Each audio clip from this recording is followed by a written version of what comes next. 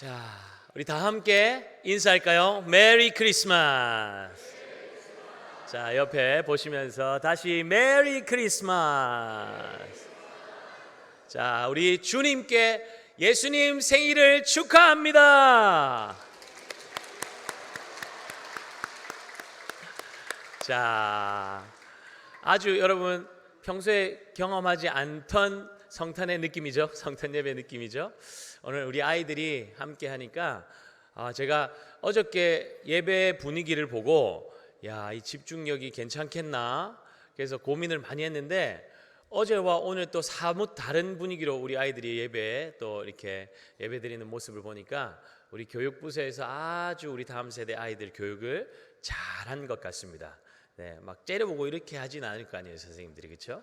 네, 예배 잘 들을 수 있도록 사랑과 격려해 주시고 칭찬해 주시고 축복의 메시지로 계속 우리 아이들 격려해 주고 기도해 주니까 우리 아이들이 이렇게 예배를 잘 드리는 멋진 믿음의 세대로 자라가고 있는 것 같습니다.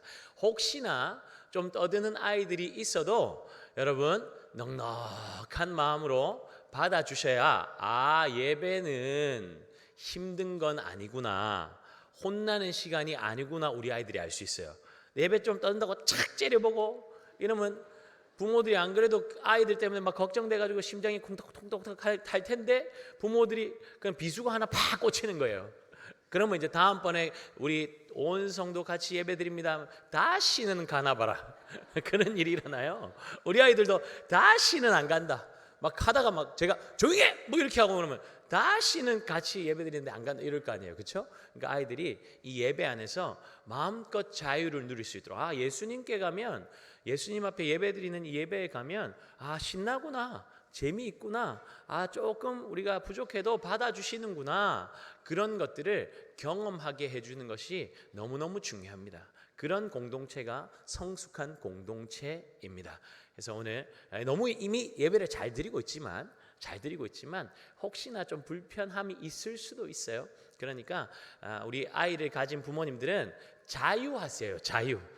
좀 떠들 수 있지 뭐, 오늘은 좀 허락되는 날이야 하고 여러분들 누리시고, 늘 모자실 안에만 갇혀서 예배드리다가 이쪽으로 나오니까 이미 벌써 영아 엄마들은 벌써 올라갔어요. 칭얼거릴까봐.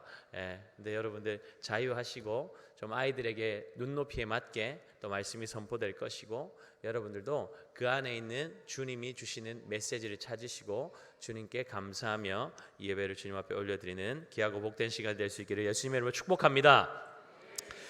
여러분 예수님 때문에 즐겁죠? 기쁘시죠? 네, 막 신나요. 막 찬양하고 싶고 막 더 뛰고 싶은 마음이 있는데 왜 기쁘고 왜 즐겁습니까? 예수님께서 이 땅에 인간의 몸을 입고 우리의 죄를 대신해서 죽으시고 사시고 우리를 영원한 생명을 주신 그 예수님이 오신 사건 때문에 우리가 기뻐하고 즐거워하는 것이죠. 혹시 나는 별로 즐겁지 않아요, 나는 왜 감사해야 하는지 모르겠어요, 이날은 빨간 날인데 공휴일인데 가족끼리 선물 나누고 맛있는 음식 먹으면서 좀 쉬면 안 되나요? 만약에 이런 분들이 있다면 자신이 어떤 사람이었는지 모르기 때문이에요. 에베소서에 보면 예수님이 없던 우리의 옛 모습, 원래 모습은 벌 받아서 진노받아 마땅한 사람들이었다고 말하고 있습니다. 우리는 죄 때문에 영원한 죽음의 형벌을 기다리는 사형수와 같았어요. 기대할 것도 없고 소망할 것도 없던 사람들이 바로 우리였습니다. 더 큰 문제는 죄를 지으면서도 죄가 죄인지도 몰랐고 죄 때문에 받게 될 벌이 영원한 죽음인 것도 알지 못했다는 것이 너무나 큰 문제였습니다. 여러분, 죄가 뭡니까? 우리 다음 세대 친구들, 죄가 뭐예요? 죄.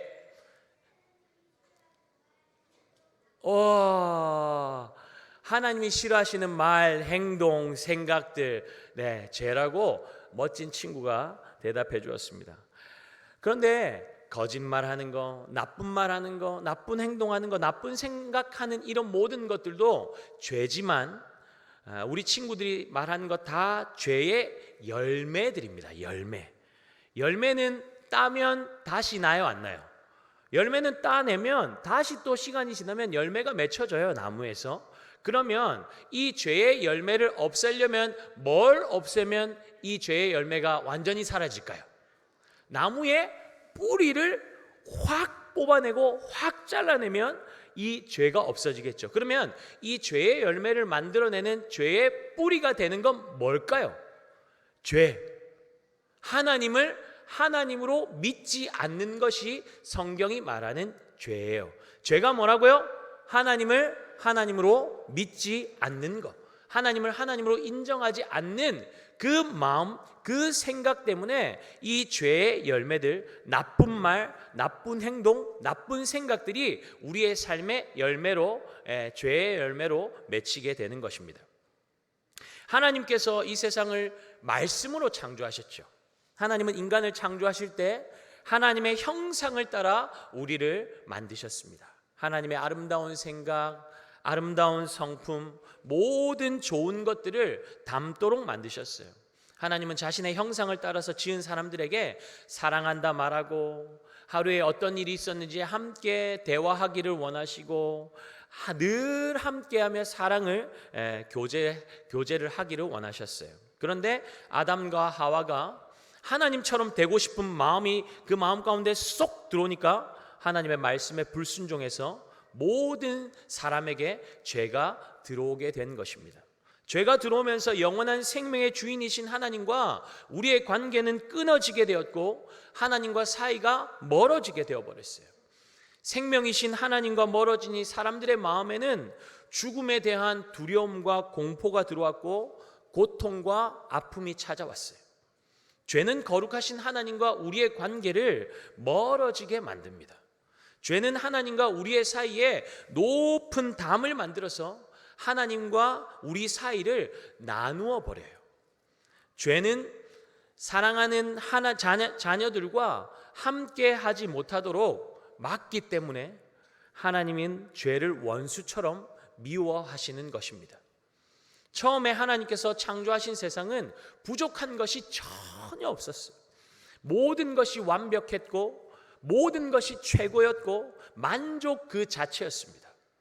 그런데 죄가 하나님과 우리의 사이에 끼어드니까 완벽했던 모든 것들이 깨어지고 망가지기 시작했어요.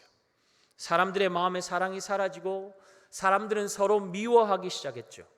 자신의 욕심을 채우기 위해서라면 다른 사람을 속이고 때리고 죽이는 일까지도 망설이지 않았습니다. 하나님이 만드신 아름다운 세상에 죄가 들어오면서 온 세상은 거짓과 속임수와 싸움과 온갖 더러운 것들로 가득했습니다. 어둠만이 온 세상을 덮었던 것이죠. 온 세상의 왕이신 창조자 하나님께 맡겨드리면 반드시 책임지신 분이 우리 하나님이신데 하나님께 맡기지 않으니 하나님을 떠나서 내가 내 인생을 나의 삶을 책임지려고 하니 사람들의 마음속에는 염려와 근심, 걱정과 두려움, 공포가 가득할 수밖에 없게 된 것입니다. 그러나 우리 하나님은 왕이신 하나님을 거부하고 떠나버린 괘씸하고 벌받아 마땅한 사람들을 사랑하시되 끝까지 사랑하셨습니다. 그래서 하나님은 죄로 하나님을 떠나버린 백성들을 하나님께로 돌이켜 구원하시기로 결심하신 것이죠. 하나님은 이스라엘이라는 나라를 선택하시고 특별히 선택하신 사람들에게 기름을 부으시고 백성들을 하나님께로 돌아오는 일을 하게 하셨습니다. 하나님이 이스라엘에서 어떤 사람들에게 기름을 부어서 하나님의 일을 하게 하셨는지 우리 다음 세대 친구들 압니까?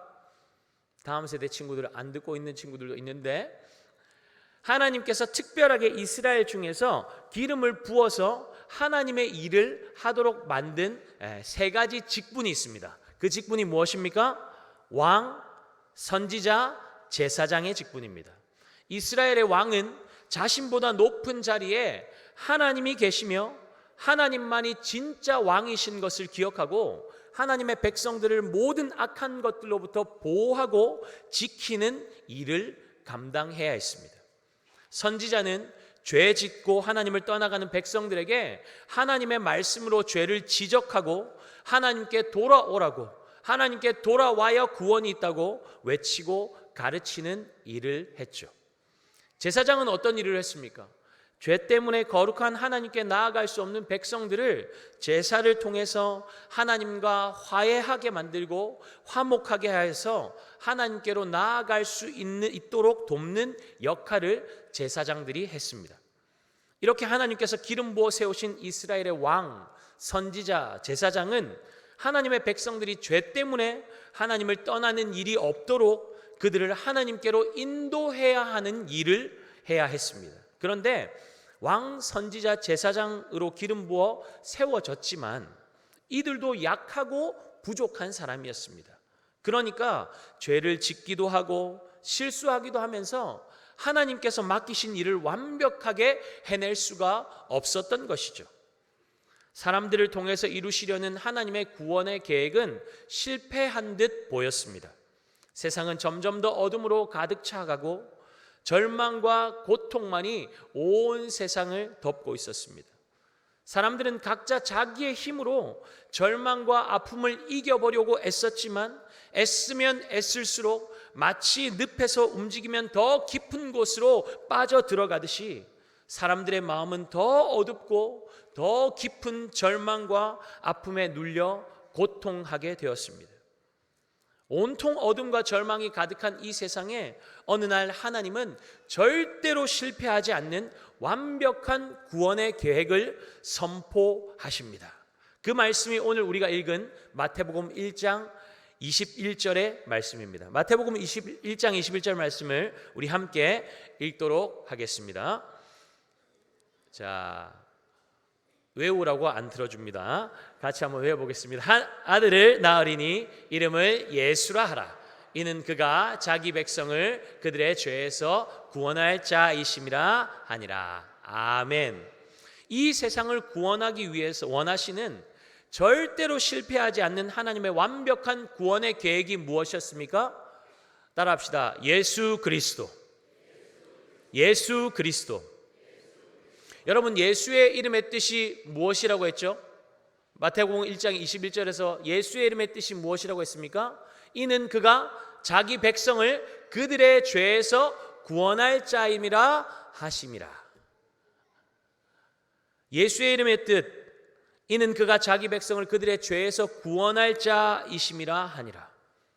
사람의 힘과 지혜와 능력으로는 죄에서 벗어날 수 없지만 내가 보내는 예수는 죄가 주는 절망과 고통, 죽음에서 너희를 구원해낼 수 있다. 하나님께서 직접 말씀해 주시는 것입니다. 죄가 주는 영원한 멸망에서 너희들을 반드시 구원해낼 것이다. 누구를 통해서요? 예수 그리스도. 할렐루야. 자, 그러면 예수라는 이름의 뜻은 우리가 알았습니다. 그런데 우리가 예수 그리스도 자주 외치는데 그리스도라는 이름을 뜻은 무엇일까요? 그리스도라는 뜻은 무엇일까요? 그리스도는 이름이 아닙니다. 직분을 의미합니다. 그리스도는 기름 부음 받은 자라는 뜻을 가지고 있습니다. 이스라엘에서 어떤 사람에게 기름을 부어서 하나님의 일을 감당하게 했다고 했습니까? 왕, 선지자, 제사장이죠. 그러나 그들도 죄인이었기 때문에 하나님의 백성들을 하나님께로 돌아오는 일을 완벽하게 해낼 능력이 없었다 했습니다. 그러니 하나님께서는 왕이요, 선지자요, 제사장의 일을 실수가 없이 완벽하게 감당하여서 죄에 빠진 백성들이 하나님께로 돌아올 수 있도록 자신의 아들 예수님께 기름을 부어서 왕이요, 선지자요, 제사장의 직분을 감당하게 하신 것입니다. 예수님은 인간의 몸을 입고 죄의 어둠 가운데 있는 이 세상에 오셔서 죄에 대해서, 죄에 대한 하나님의 심판에 대해서, 하나님의 사랑에 대해서, 구원에 대해서 말씀을 가르치시며 백성들이 죄에서 돌이켜 하나님께로 나아올 수 있도록 선지자의 직분을 완벽하게 감당하셨습니다. 그리고 죄 때문에 거룩하신 하나님께로 나오지 못하는 모든 사람들을 위해서 예수님께서 친히 영원한 희생 제물이 되심으로 하나님께 나아갈 생명의 길을 우리에게 열어 주셨습니다. 예수님은 하나님과 우리를 화해시키는 제사장의 일을 완벽하게 감당하셨습니다. 또한 죄에 묶여 마귀의 종로를 타는 우리를 자유케 하시기 위해서 예수님께서 십자가에서 우리의 대신 죄의 형벌을 받으셨습니다. 십자가에서 죽으신 예수님은 3일 만에 죄와 죽음, 마귀의 권세를 깨뜨리시고 승리하셨습니다. 마귀에게 승리하신 예수님은 마귀의 종으로 있던 우리를 자유롭게 하시고 하나님 나라의 백성, 자녀가 되는 권세를 우리에게 주시고 하나님 우편에서 지금도 온 세상을 다스리고 계십니다. 왕으로서 역할을 완벽하게 감당하신 예수님은 지금도 우리를 다스리시는 우리의 진정한 왕이 되시는 줄 믿으시기 바랍니다. 그러니까 여러분, 예수 그리스도라는 이름은 그냥 단어가 아닙니다. 예수 그리스도라는 이름은 의미 없이 외치는 구호도 아니고 주문도 아닙니다. 예수 그리스도의 이름은 능력인 줄 믿습니다.